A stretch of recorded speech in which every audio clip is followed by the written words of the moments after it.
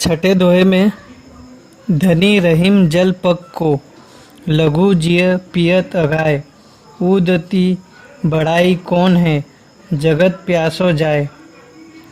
समझने योग्य शब्द धनी अर्थात धन्य, पग कीचड़, लघु जीव छोटे जीव, पियत पीकर, अगाय तृप्त होकर या प्यास बुझाकर, उदी उदी समुद्र, बड़ाई महानता, जगत संसार, प्यासो प्यासा।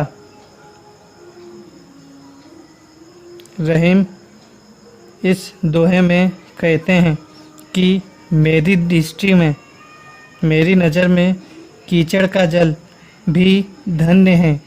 क्योंकि उससे कितने ही लघु छोटे जीव अपनी प्यास को बुझाते हैं और अपनी प्यास से तृप्त होते हैं।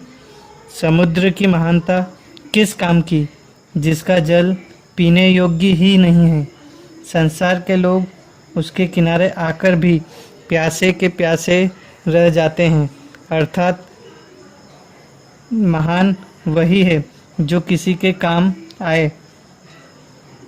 सरल भाषा में कहें तो कीचड़ का जो जल है वो छोटे से जीवों के काम आया, परंतु समुद्र में विशाल पानी होने के पश्चात भी वह किसी की प्यास न बुझा पाया।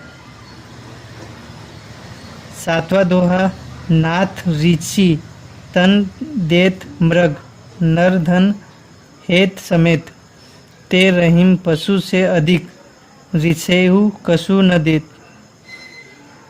यहाँ सामान्य शब्द की जानकारी नाथ संगीत या धुन, रुचि प्रसन्न होकर, तन शरीर, मृग हिरण, हेत कल्याण कामना, समेत सहित। इस दोहे में रहीम ने संगीत की मोहिनी तान पर झूमते हुए हिरण अपने प्राण तक न्योछावर कर देता है। अर्थात रहीम ने कहा है कि संगीत की मोहिनी की तान को सुनते ही हिरण अपने प्राणों तक निछावर कर देता है। इसी प्रकार किसी की भी कला प्रसन्न होकर मनुष्य उस पर प्रेम सहित धन अर्पित कर देता है, परंतु वे मनुष्य तो पशु से भी अधिक जड़ है, जो किसी पर भी रीझ कर भी उसे कुछ नहीं देते। अर्थात जो मनुष्य किसी की भी प्रसन्नता को देखकर या कला को देखकर प्रसन्न होने पर भी कुछ नहीं देता, तो वह मनुष्य नहीं पशु के समान है। आठवां दोहा बिखरी बात बने नहीं, लाख करो किन कोय, रहीमन फाटे दूध को, मथे न माखन होए। शब्दों के अर्थ बिखरी बात, बिगड़ी हुई बात, करो किन कोय, कोई कुछ भी क्यों न कर ले, फाटे फटे हुए, मथे मथना मथने पर। इस दोहे में एक बार रहीम इस दोहे में कहते हैं कि एक बार जो बात बिगड़ जाती है, फिर वह लाख प्रयत्न करने के बाद भी नहीं संवरती। उदाहरण देकर कहते हैं कि यदि दूध फट जाए तो उसे कितना भी मथ दे, लेकिन उसे मक्खन नहीं निकाला जा सकता। इसी तरह से बात अगर एक बार बिगड़ गई, फिर लाख बार प्रयत्न करने के बावजूद भी वह संवरती नहीं है। रहीम का नौवां दोहा रहीमन देखी बड़ेन को, लघु न दीजिए डारी, जहाँ काम आवे सुई, कहाँ करे तलवारी। बड़ेन अर्थात बड़ों, लघु छोटा डारी डाल या फेंक या फिर त्याग। कहाँ करे, क्या करेगी, तलवारी अर्थात तलवार। इस दोहे में रहीम कहते हैं हमें बड़े लोगों को सामने देखकर छोटे की उपेक्षा नहीं करनी चाहिए, क्योंकि छोटों का भी अपना महत्व होता है। जैसे उदाहरण देकर रहीम कहते हैं कि जहाँ पर सुई का प्रयोग होता है वहाँ तलवार किसी काम की नहीं होती, इसलिए छोटों को उचित सम्मान मिलना चाहिए।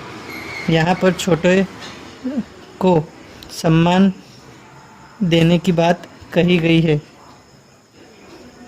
क्योंकि छोटे जहाँ पर काम आते हैं वहाँ बड़े काम नहीं आते।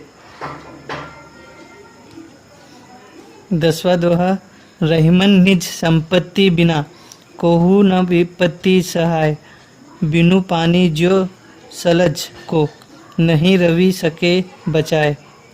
निज अर्थात अपनी या खुद की, विपत्ति संकट, सहाय सहायक, सलज कमल, रवि सूर्य।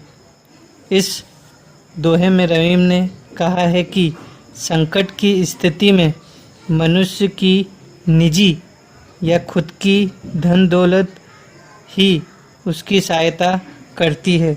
जिस प्रकार पानी का अभाव होने पर सूर्य कमल की कितनी ही रक्षा करने की कोशिश करे किंतु उसे बचाया नहीं जा सकता, उसी प्रकार मनुष्य को बाहरी सहायता कितनी ही क्यों न मिल पाए किंतु उसकी वास्तविक रक्षक तो उसकी निजी अर्थात खुद की संपत्ति ही है।